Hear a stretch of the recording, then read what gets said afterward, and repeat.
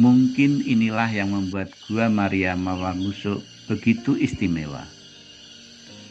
Bukan sekedar patung, bukan hanya suasana tenang, tetapi kehadiran iman dan kasih yang menyapa setiap hati yang datang.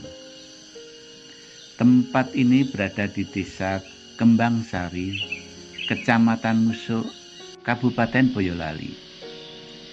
Di tengah perkebunan mawar yang sejuk dan damai, nama mawar sendiri itu dipilih bukan hanya karena keindahannya, tapi juga karena bunga ini menjadi sumber penghidupan bagi banyak keluarga di sini, terutama saat bulan Ruah.